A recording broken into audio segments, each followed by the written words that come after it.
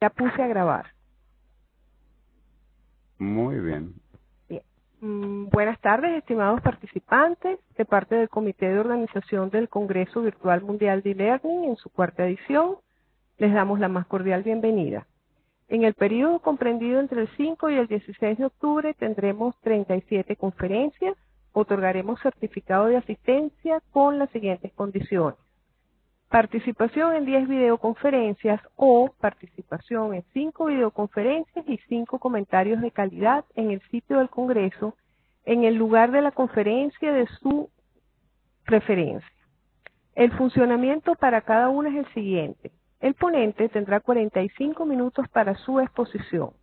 Usaremos el chat solo en caso de necesidad. Las preguntas las haremos en un formulario al cual tendrán acceso a través de una URL que colocaremos en el chat, y el moderador pasará las preguntas.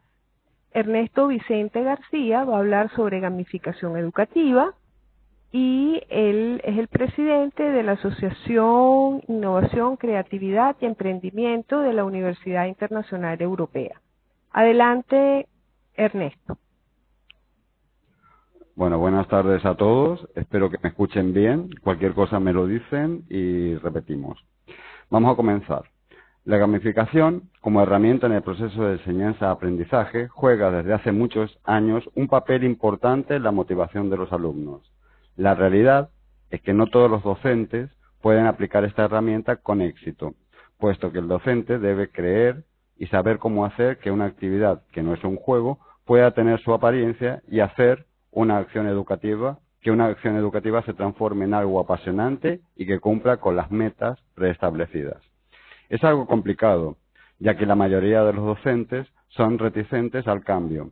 Por ello, en esta conferencia, deseo dar algunas apreciaciones para que los profesores, que las internalicen, no sin antes reflexionar en cada una de ellas, para que se transforme en una guía que les permita introducir los cambios en las aulas que este siglo exige.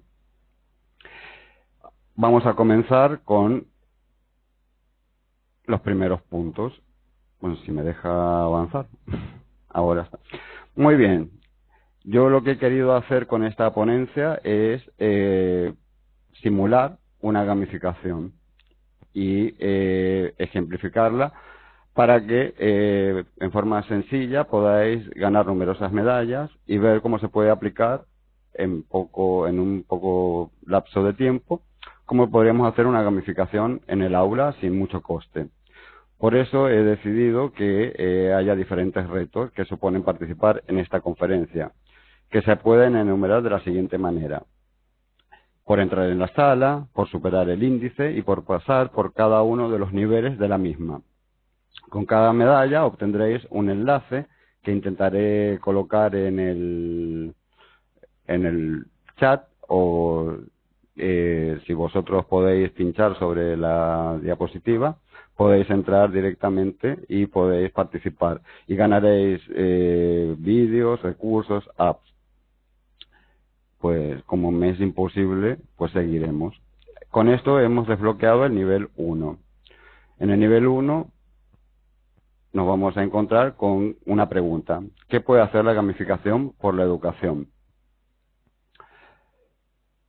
Para tratar y responder a este interrogante, hemos diseñado una acción a través de la conferencia, en la cual tenemos un índice en el cual enumeraré los distintos puntos que nos permitirán responder a este interrogante. Uno es la introducción, después hablaremos de aplicaciones educativas de la gamificación, después la relación que tiene la gamificación con las TICs, seguidamente veremos las ventajas e inconvenientes, los elementos del juego, y daremos algunos ejemplos de plataformas de gamificación. Ay, qué va lento esto. Y y nos detendremos un poco en lo que es la psicología del juego. Para ir finalizando, daremos algunas conclusiones y luego habrá una ronda de preguntas en las cuales estaré encantado de responder.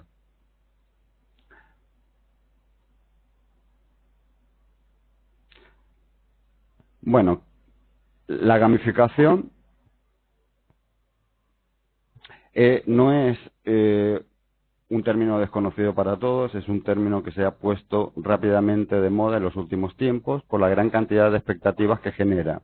Pero también produce bastante desconcierto la gran cantidad de personas que hablan de este concepto en forma tangencial y sin ser capaces de profundizar en lo que realmente es clave y darles el valor que se merecen. En la gamificación confluyen distintas disciplinas, como lo son la psicología, experiencia del usuario, analítica de resultados, etcétera. Pero la mayoría de las veces se simplifica demasiado dejando de lado los conceptos básicos de esta disciplina, hablando de ella como un juego, algo que para mí es demasiado simple y vasto, sin darles realmente una verdadera perspectiva profesional con conocimiento de causa y ligando el concepto de la gamificación tanto a la psicología de nuestros usuarios o alumnos o participantes como a lo de los objetivos de las mismas instituciones educativas o empresas. La finalidad de esta conferencia es definir y difundir la gamificación en la educación. La intención es dar una visión general y aportar los fundamentos motivacionales y psicológicos que debemos tener en cuenta. Los juegos han estado muy presentes durante toda la historia de la humanidad y son una solución de aprendizaje que la naturaleza ha puesto a disposición de los animales más evolucionados. También ayuda al desarrollo de las capacidades intelectuales, aptitudinales y emocionales de las personas. El objetivo de las actividades lúdicas siempre ha sido divertirse, entretenerse y crear vínculos emocionales con otras personas en juegos en conjunto. Es por eso que resulta tan atractivo y motivador, pero a su vez ha sido de gran importancia en la psicomotricidad, la imaginación y la inteligencia en cuanto a los niños y niñas que puedan implicarse activamente en una actividad lúdica que les permite una experiencia o experimentación libre. Se cree que aproximadamente el 80% de las especies mamíferas juegan, lo cual se ha traducido en una ventaja adaptativa en los primates a lo largo de su evolución, ya que estamos propensos a enfrascarnos en actividades de este tipo en cualquier momento o lugar. El juego es un cambio muy eficaz hacia el aprendizaje de comportamientos sociales, explorar el mundo de nuestro alrededor y experimentar con situaciones de la vida real sin peligro. Son algunas de sus funciones más valiosas para la supervivencia de los primates. Es el momento de observar y aprender de la naturaleza y tomar conciencia que nuestra condición de primates nos invita a jugar para desarrollarnos. Por estas potencialidades, las actividades lúdicas siempre han sido vistas como un gran recurso didáctico por parte de la comunidad educativa. El pedagogo Alexander Sutherland Neill ya definía el uso del juego para una pedagogía libertaria con la creación de su escuela de Summerhill, dejando que sus alumnos pudieran expresarse libremente y sin temores a participar de prácticas lúdicas. Con la era digital y el desarrollo de los juegos no ha pasado a un segundo plano, ya que constituyen una de las mayores industrias de este momento, obteniendo grandes beneficios y una gran aceptación e impacto sobre todo en el público más joven. Actualmente es común asociar juegos a videojuegos, ya que los juegos digitales basados en la multimedialidad y la interacción acaparan gran parte del tiempo que los jóvenes dedican al ocio.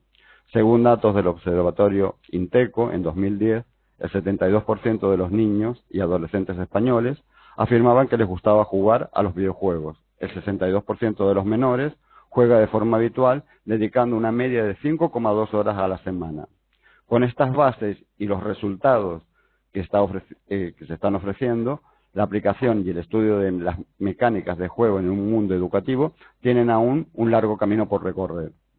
La gamificación es ya algo más que un trending topic en estos tiempos, ya que ha adquirido cada vez más conciencia y expansión.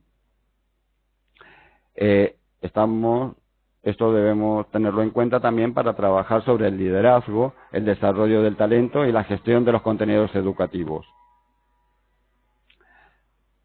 Antes que nada, quiero entrar en un tema que presento tres escenas, una en la vida familiar, otra un experimento y otra que es de Tom Sawyer, para que vayamos entendiendo un poco más lo que es la gamificación. En la escena familiar, Juan, de 6 años, tontea en el sofá de su salón. Su padre está concentrado en su ordenador, situado sobre la mesa del comedor. El niño camina por el respaldo del sofá, pierde el equilibrio y cae encima de una mullida alfombra, golpeándose el hombro. El niño primero se sorprende, mira y parece que comprende el accidente. Tras unos segundos, comienza a llorar. El padre corre rápidamente para comprobar si tiene alguna lesión, ve que no la tiene y lo consuela. Al día siguiente, Juan juega en el patio de la escuela con sus amigos al fútbol. Un chute de Miguel le da en la cabeza. Todos sus amigos y finalmente él comienzan a reír. Antes de esto, una entrada de Pablo a Juan hace que caiga al suelo. Resultado, un pantalón roto, rodillas heridas, varios moretones en la pantorrilla, muchas risas y ningún llanto. Ahora, en lo que hemos llamado experimento, los psicólogos Stanley Schachter y Jerome Singer solicitaron la colaboración de estudiantes para participar de un experimento destinado a analizar los efectos de un nuevo complejo vitamínico. El fármaco era adrenalina, que provocaba unas reacciones fisiológicas similares a las que acompañan a algunas emociones, por ejemplo, temblor, sudoración, aumento de la tasa cardíaca, etc. Para este experimento, los investigadores cogen a los voluntarios y los dividen en dos grupos, uno que llaman grupo informado y otro que llaman grupo no informado. Al grupo informado se les dice los síntomas o efectos secundarios que va a tener la inyección. Al grupo no informado no se les dice nada acerca de los síntomas. A su vez, a estos grupos los subdivide en dos subgrupos. En cada uno de ellos se infiltra un ayudante de los investigadores. Y a estos grupos se los separa y se los coloca en una sala de espera para que dándoles la instrucción de que deben rellenar un cuestionario hasta que haga efecto el fármaco. En el primer subgrupo, el colega de los investigadores e infiltrado simula euforia, haciendo aviones de papel, lanzándolos, juega al baloncesto arrojando bolas de papel al cesto de basura, etcétera, e invita a los participantes a que lo realicen con él. En el otro subgrupo, el infiltrado lo que hace, finge cólera, rompiendo el formulario, lanza insultos y al final se retira de la sala dando un portazo. En ambos casos, todos los voluntarios continuaron rellenando el cuestionario haciendo caso omiso del cómplice. En el grupo no informado se hace lo mismo, se los divide en dos subgrupos, se les pide que rellenen los cuestionarios y se infiltran dos personas. En ambos subgrupos, los voluntarios reflejan los mismos síntomas que tenían los infiltrados. Es decir, en la situación de euforia mostraban euforia y en la situación de enfado mostraban enfado. Por último, vamos a la escena de Tom Sawyer, en donde en el libro de Mark Twain, Tom Sawyer está pintando la verja del frente de la casa de su tía Polly, ya que estaba castigado, y llega su amigo Ben comiendo una apetitosa manzana y le dice: «Hola, compadre, ¿te hace trabajar?» «Ah, eres tú, Ben. No te había visto. Oye, me voy a nadar. ¿Te gustaría venir?» «Pero claro, te gustará más trabajar». «Claro que te gustará». Tom lo queda mirando un instante y le dice: «¿A qué llamas trabajo?» «¿Qué? ¿No es eso trabajo?», responde Ben. Tom reanudó su blanqueo y le contestó distraídamente: «Bueno, puede ser que lo sea, puede que no. Lo único que es que le gusta a Tom Sawyer». «Vamos, no me vas a hacer creer que a ti te gusta». La brocha continuó moviéndose. «¿Gustar? No sé por qué no me va a gustar. Es que todos los días le dejan a un chico blanquear la cerca de la casa. Aquello puso la situación bajo una nueva luz. Ben dejó de mordisquear la manzana. Tom movió la brocha coquetamente de atrás para adelante. Se retiró 2 pasos para ver el efecto. Añadió un toque allí, otro allá. Juzgó otra vez el resultado. Y en tanto que Ben no perdía de vista un solo movimiento, cada vez más y más interesado y absorto, al fin dijo: oye Tom, déjame encalar un poco. Tom reflexionó, estaba a punto de acceder, pero cambió de propósito. No, eso no podrá ser, Ben. Ya sabes, mi tía Polly es muy exigente en lo que a esta cerca respecta. Está a la vista de todos en medio de la calle, ¿sabes? Pero si fuera la cerca de atrás, no me importaría ni a ella tampoco. ¿Qué? ¿Lo dices de verdad? Vamos, déjame que pruebe un poco. Nada más una pincelada. Si fuera yo te dejaría, Tom. Y así siguió la conversación de tira y afloje hasta que Tom le entregó la brocha, con desgano en el semblante y con entusiasmo en el corazón. Y mientras su amigo pintaba, él se retiró a una barrica que estaba en la sombra, se sentó, balanceando las piernas, se comió la manzana que le había dado Ben en agradecimiento por haberle dejado hacer el trabajo. Ahora reflexionemos sobre estos tres casos. En el en las 3 escenas de la narración nos habla la primera sobre el dolor, la segunda sobre la excitación nerviosa y la tercera sobre el trabajo o tarea. Acá vamos de analizar esas 3 escenas en las que los estímulos, en apariencia obviamente desagradables para la mayoría, han sido percibidos de forma distinta tras algún retoque en los elementos que nos hacen interpretar dichas percepciones, observaciones, sensaciones, relaciones, contexto. El mérito de Tom Sawyer fue cambiar el enfoque y concentrar la atención en su ayudante, en el factor de interés, y en lugar de centrarse en el aspecto de hastío o esfuerzo que puede significar realizar una tarea o trabajo. En el experimento de Schachter y Stinger, la reacción de los sujetos fue influida no por sus propias sensaciones, sino por la interpretación que hicieron de estas en función del contexto, del escenario, del comportamiento de los cómplices, de los investigadores. Juan, en la primera historia, seguramente se hizo más daño en el partido de fútbol en el colegio que en la caída del sofá. Y sin embargo, los comportamientos en realidad no parecían tener una relación directa con la cantidad de dolor.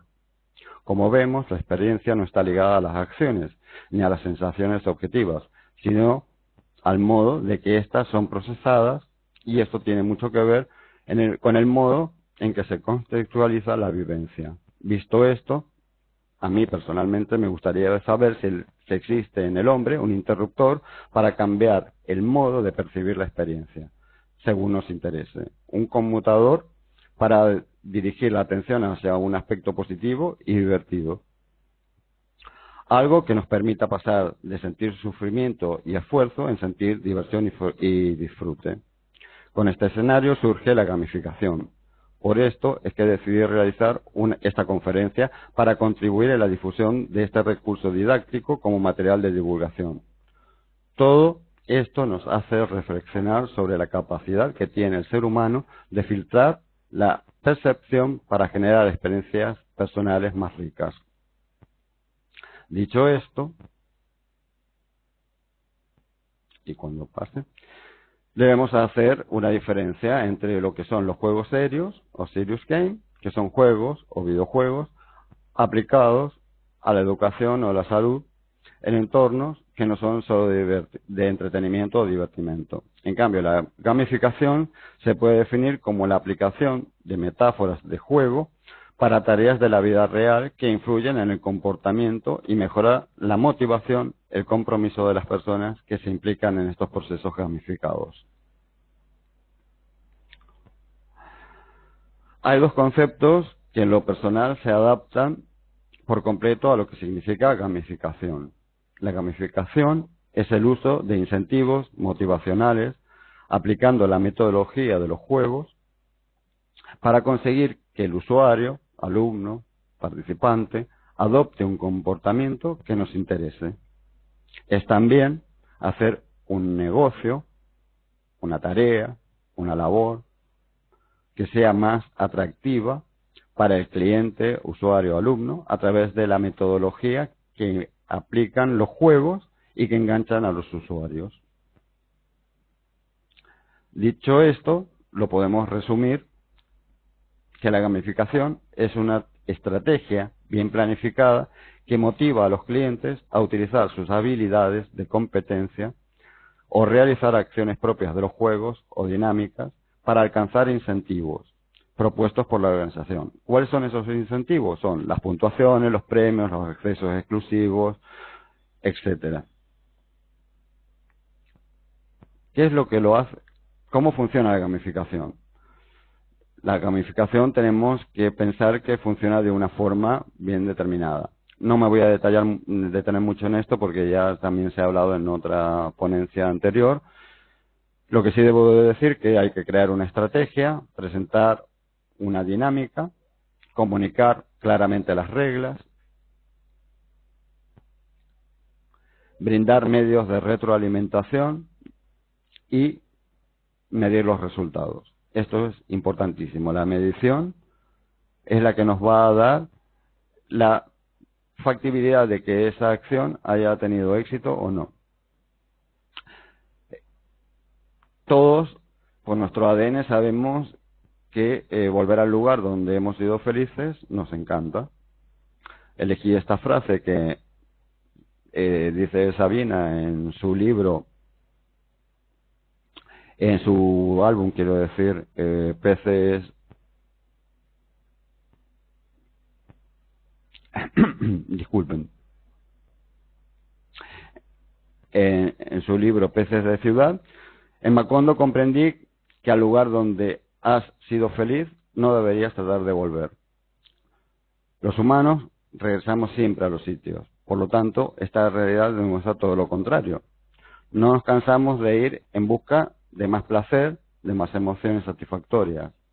Es esa una de las claves que hace que la gamificación una técnica muy poderosa para aumentar el vínculo del usuario con las marcas o con lo que se tenga como objetivo. Por lo tanto, hay que promover una predisposición favorable en el jugador cuando la interacción con nuestra marca le refuerza su autoestima, le resalta su habilidad para competir y ganar y le brinda regalos muy deseados y otras recompensas tangibles o intangibles.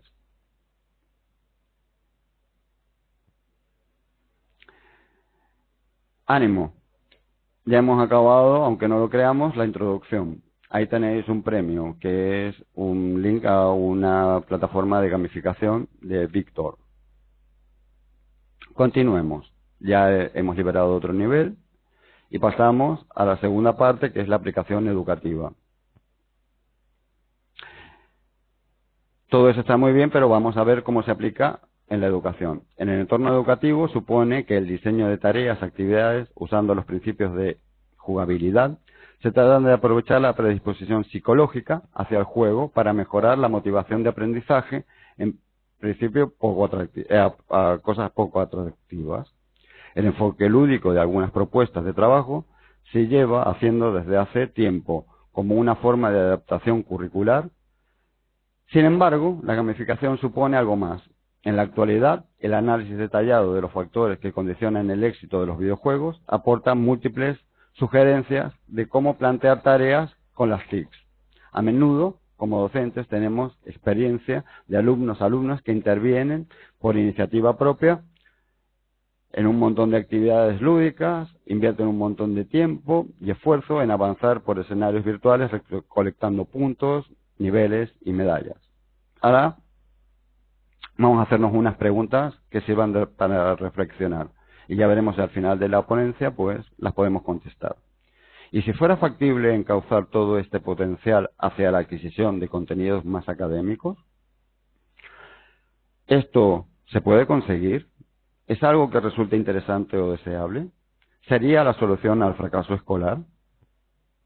Pues todo ello lo vamos a tratar de dilucidar en lo que nos quede de ponencia o de conferencia. Y lo haremos todos juntos. Ahora vamos a ver los retos que tienen los profesores para aplicar la gamificación. La gamificación puede absorber los recursos de que dispone el profesor.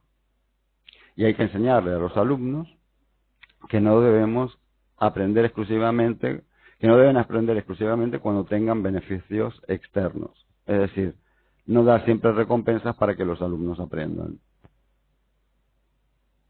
Además, ¿qué debe afrontar el docente en las metodologías lúdicas, en el proceso de enseñanza-aprendizaje? Bueno, debe explorar su propia capacidad lúdica, la capacidad de generar espacios de transformación y experiencias, perder el miedo al juego, comprometerse de manera decidida a desarrollar la capacidad lúdica. Perdón. ¿Y cuál es el reto de aprendizaje como formador respecto a este tema? Primero, hay que despertar, entrenar, reforzar la actitud lúdica de las personas, es decir, la de nuestros alumnos. Poner la atención en estos comportamientos que nos convierten a nosotros mismos en el mejor juguete, es decir, jugar, jugar y más jugar. Ser parte activa del juego. No ser el simple repartidor de cartas o el que tira los dados, sino involucrarnos en la acción del juego. Contribuir al desarrollo de la capacidad lúdica de los alumnos. Construir el saber y la experiencia con ellos. Es decir, ser realmente actores de la acción. O sea, inspirar a los estudiantes a aprender amplia y profundamente durante toda la vida.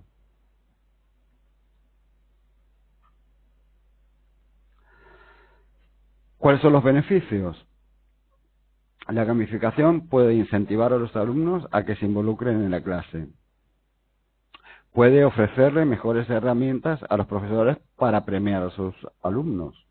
Incentivar a los alumnos a que lo den todo por conseguir aprender. Bueno, ya hemos visto los dos primeros puntos. Ahora es hora de compartirlo. Por eso os invito a que expreséis lo que queráis en el hashtag del Congreso o en vuestros twitters o en donde deseéis.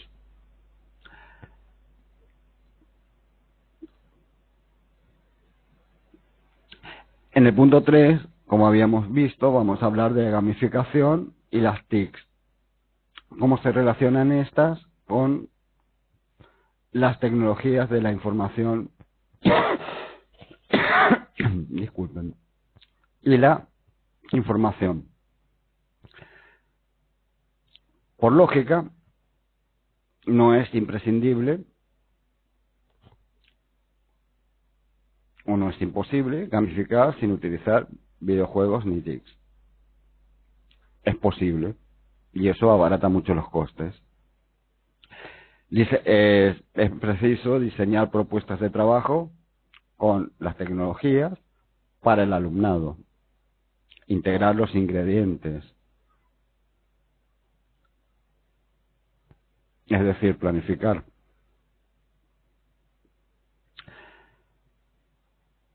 Vamos bien, creo. Por lo tanto, hemos superado los 3 primeros puntos y ahora hemos desbloqueado el cuarto, en el cual vamos a dar ventajas e inconvenientes. Esto lo voy a hacer muy rápido, las voy a enumerar porque ya lo habéis escuchado en la otra conferencia. Las ventajas: 1 es la motivación, eso está claro. 2, la alfabetización tecnológica. 3, la mentalidad multitarea. Bueno, me he saltado una.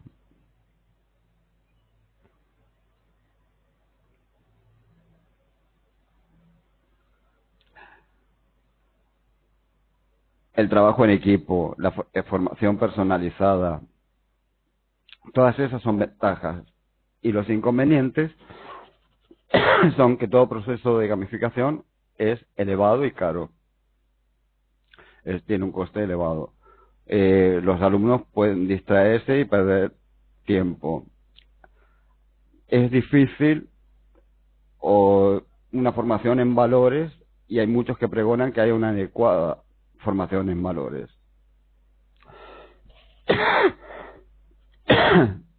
Tiene que haber un equilibrio, es decir, muchos dicen que es prácticamente poco probable que exista un equilibrio entre lo lúdico y lo formativo, algo que estamos viendo que no es así, pero muchos lo defienden. Y que también la motivación puede ser efímera, es decir, puede ser corta en el tiempo, lo que haría que un proceso de gamificación no tuviera éxito. Bien, ya hemos llegado al quinto punto. Ya es que vosotros tenéis una idea más o menos clara de lo que puede ser gamificar. Por lo tanto, aquí tenéis otro premio y desbloquearemos el nivel 5, en el cual hablaremos de los elementos del juego. Los elementos del juego son todos los componentes que integran lo que es un proceso de gamificación, algo que es totalmente necesario para poder desarrollar estas actividades. Hay algún conjunto de elementos que se llama PBL, que es Points, Badges y Leaderboards, que son los más usados en gamificación, en una gamificación incipiente, tanto por su fama como por su facilidad de uso, pero no son ni mucho menos los únicos ni los más importantes.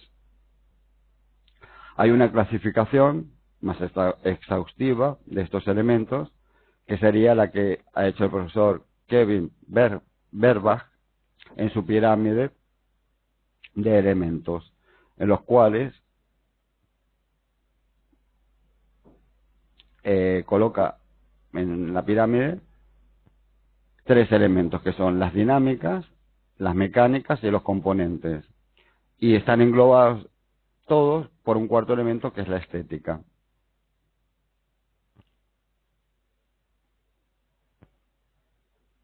Ahora veamos las dinámicas.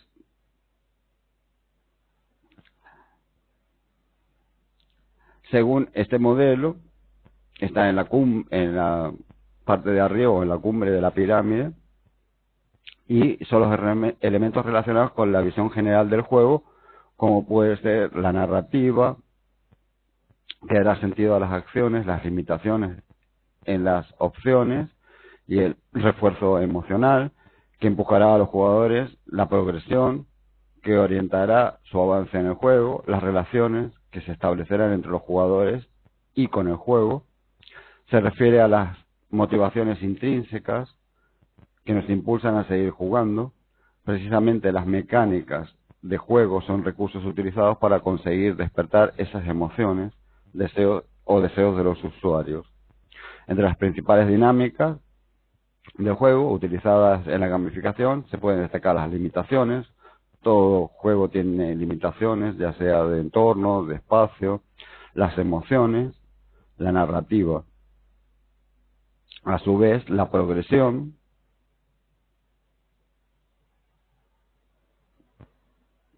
y las relaciones. En cuanto a las mecánicas, podemos enumerar la competición, la recolección, los niveles,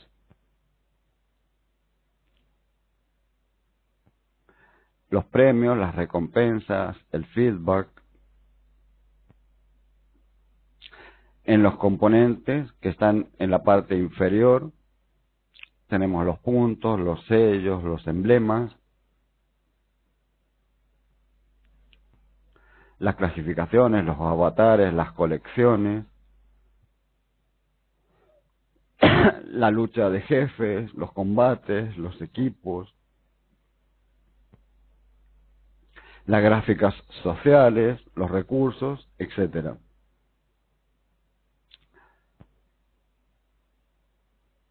Hemos superado la mitad de la ponencia. Espero que nos dé el tiempo de seguir y llegar al final. Algunas plataformas de gamificación las voy a pasar muy rápido. Casi todas son educativas y de desarrollo libre, como Open Budget, User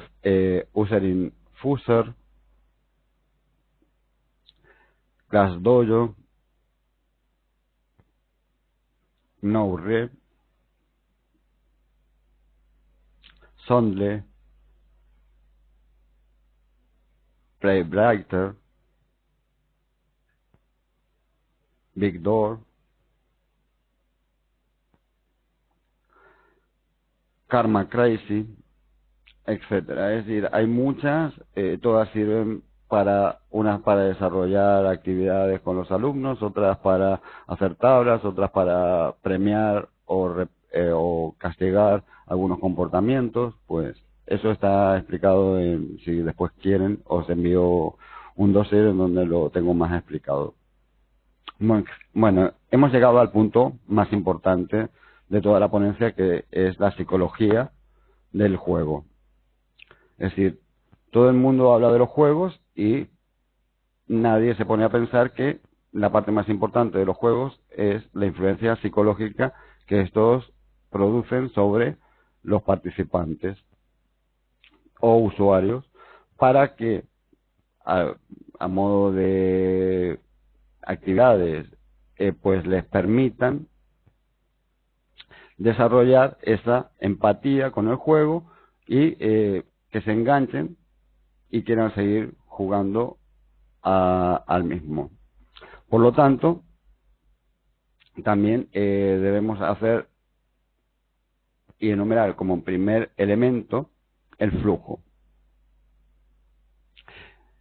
Esto Mihaly dio 8 componentes claves para definir lo que es el flujo. Es el estado de la felicidad, un equilibrio entre la ansiedad y el aburrimiento, y estos 8 son los siguientes: que suponga un reto y requiera una destreza, una función entre acción y consistencia, que tenga objetivos claros, una retroalimentación directa e inmediata, una concentración en la tarea que se realiza, una sensación de control y pérdida de la autoconciencia, distorsión y, por último, la distorsión del sentido del tiempo, es decir, que no se tenga en cuenta el tiempo. Es lo que decíamos en una gráfica donde ponemos en el eje de las Y las dificultades y en el eje de las X las habilidades en relación al tiempo. Tenemos que el flujo es la parte media, es decir, el equilibrio entre la ansiedad y el aburrimiento. Eso se puede apreciar mejor en esta otra figura. Para alcanzar el estado del fluir, es necesario encontrar un equilibrio entre el desafío de la tarea y la habilidad de quien la realiza. Si la tarea no debe ser ni demasiado fácil ni demasiado difícil. Por lo tanto, si vemos, a medida que aumenta la complejidad, aumenta la ansiedad, y a medida que aumenta la habilidad, aumenta el aburrimiento. El flujo es que la habilidad y la complejidad vayan aumentando en forma proporcional y en forma que la persona pueda desplazarse por el estado del fluir o flow, como le llamó Mihaly. Para ello tenemos que tener en cuenta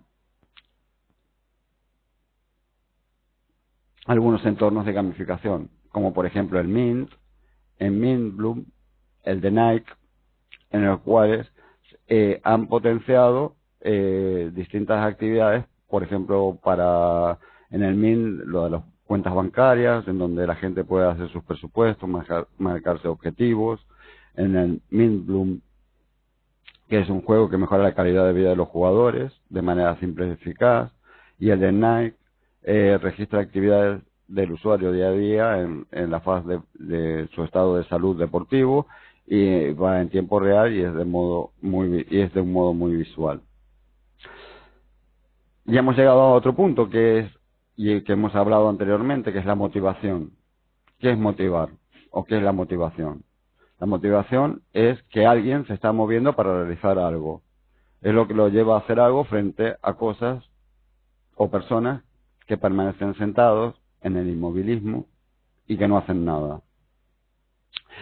La motivación se clasifica, o la clasificamos los psicólogos, de 2 formas, una extrínseca y otra intrínseca. La extrínseca se identifica con los premios o las recompensas que obtenemos por participar en ciertos procesos. Y la intrínseca se trata del disfrute o disfrutar de la colaboración o la competición con otros usuarios, de poder competir, compartir la vivencia del juego con nuestro círculo de amigos, con nuestros compañeros de trabajo, etcétera. Es decir, la motivación extrínseca es la que nos mueve y la intrínseca es la que nos hace que nos relacionemos y que tengamos esa posibilidad de feedback y de enorgullecernos de nuestra acción. Para ello tenemos que en toda acción gamificada tener en cuenta qué tipos de usuarios tenemos. Y hay una clasificación que es la de SECA, que los clasifica en ambiciosos, triunfadores, sociales y exploradores. Hay otras clasificaciones que, ya que no es la única ni la mejor de todas, porque en ese caso no podemos definir precisamente a las personas por su tipología en el juego. Pero, por ejemplo, los ambiciosos son aquellos que quieren ganarlo todo, que disfrutan del juego cuando hay un vencedor y un vencido. Eso les potencia a que siempre estén tratando de subir en el ranking, que quieran ganarle a todos y ante cualquier situación, y que les permita llegar a su objetivo lo más rápido posible, teniendo como motivación pues el triunfo. ¿Cómo se los retiene? Mediante el uso del ranking y establecerles niveles cada vez más complicados. Después tenemos los triunfadores, que tienen como objetivo resolver retos con éxito. Su meta principal es lograr superar los objetivos marcados en el juego y conseguir una recompensa para ello. Se les retiene mediante colocando un sistema de hitos y logros, en el cual haya un estatus en la jerarquía de los niveles y que ellos van a difundir entre sus amistades el poco tiempo que les llevó a llegar hasta ese punto. Es un jugador aventurero que jugará con el afán de descubrir nuevos escenarios y plataformas. Después tenemos el explorador, que es aquel que disfruta de la actividad en sí misma, que quiere descubrir lo conocido y aprender cualquier cosa nueva o desconocida del sistema. Le gusta saber más, conocer las funcionalidades, se lo retiene mediante nuevos niveles, hacer que vaya superando nuevos retos. Los sociables son aquellos que participan solo por el mero hecho de conseguir nuevas amistades, participar en chats y se los retiene con buenos feeds de noticias, listas de amigos o chats. Según Butler, los perfiles no se solapan quiero decir, y por lo tanto no suman el 100%. Los sociales son un 80% de los jugadores, los exploradores un 50%, los triunfadores un 40% y los ambiciosos o asesinos solo un 20%.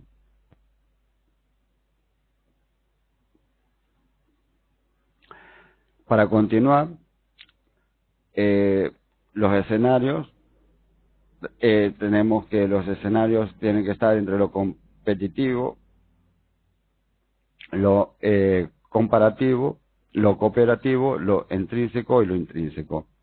Y por ejemplo ahí tenemos algunos ejemplos como barco de pesca, edificio en llamas, juego de póker, concurso de belleza. Sí, todo eso tienen que estar en esos niveles. Ahora bien, los diseñadores de juegos, ¿qué es lo que tienen que pensar? Los diseñadores de juegos se concentran en crear experiencias de juego atractivas, divertidas, retadoras y comprensibles. La mente del diseñador ha de ser abierta, creativa y al mismo tiempo estructurada. Deberá usar los hemisferios izquierdo y derecho del cerebro, responsables del pensamiento racional y consciente, pero siempre estar atento a los indicios de la corteza cerebral más arcaica, donde residen las emociones y los mecanismos automáticos e inconscientes. El diseñador podrá trabajar con eficiencia con equipos multidisciplinares, como técnicos, de programación, ingenieros, procesos de información y artísticos como los diseñadores gráficos, los guionistas, los músicos, etcétera. Todos ellos son los que van a generar el juego. Por lo tanto, para diseñar una acción gamificada o de gamificación, no se necesita ser un diseñador de videojuego o ser informático, solo pensar como él lo haría y poder dirigir equipos multidisciplinares.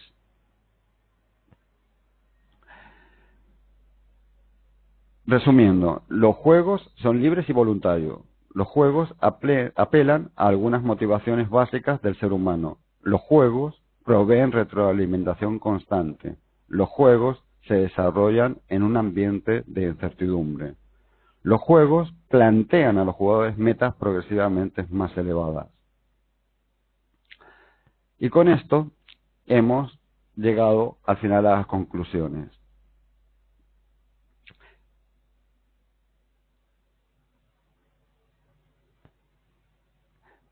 Hemos dicho que la gamificación educativa no se agota en el uso de los juegos serios.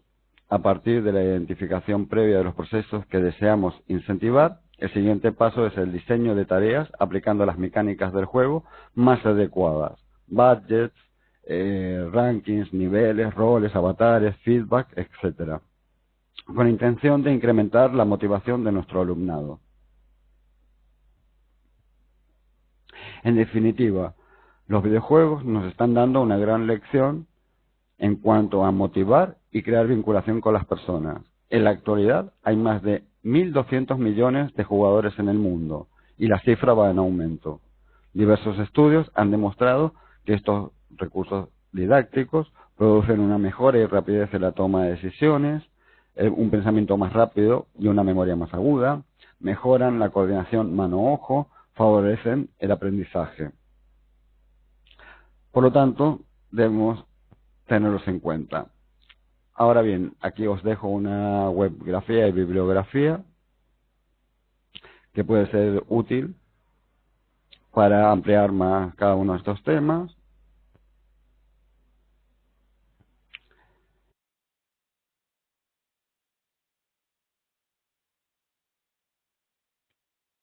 Muchísimas gracias, Ernesto. Es un tema muy de actualidad. Tu conferencia fue esperada con mucho interés. Tenemos una audiencia bastante grande. Ahora bien, nos quedan apenas 4 minutos para pasar 10 preguntas. Entonces, vamos a hacer lo mismo que hicimos ayer por la tarde. Yo te voy a enviar el enlace del archivo donde están todas esas preguntas y tú las vas a responder en el sitio del Congreso, en el espacio que hay para tu conferencia, para que puedas satisfacer esa inquietud que te están planteando esta audiencia bonita que tenemos esta tarde, porque no nos va a dar tiempo. Entonces, de nuestra parte, bueno, a mí me encanta el tema. Como bien dijiste, en el Congreso este es la segunda ponencia que tuvimos sobre gamificación. Obviamente tenemos unos protagonistas muy claros del Congreso en cuanto a los temas. Y bueno, muchísimas gracias tanto a la audiencia como a ti. En un momento te paso el enlace. Sí, perfecto, se ha escuchado muy bien. Si la audiencia quiere agregar algo, darle las gracias al ponente.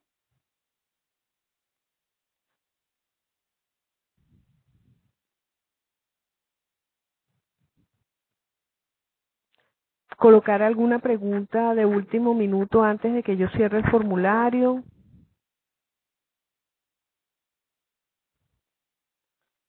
Pueden hacerlo y Ernesto les va a responder en el sitio del Congreso. Guillermo tiene preguntas, Ivonne, Mariana, María Estela. Sí, claro, Ernesto, te voy a mandar el enlace donde están todas las preguntas y luego respondes en el sitio del Congreso. También te mando el enlace. ¿Alguien tiene alguna otra pregunta, alguna otra inquietud? Recuerden que en el libro de actas va a estar el paper que corresponde a esta ponencia y la ponencia que acaban de ver está en el sitio del Congreso y también en SlideShare.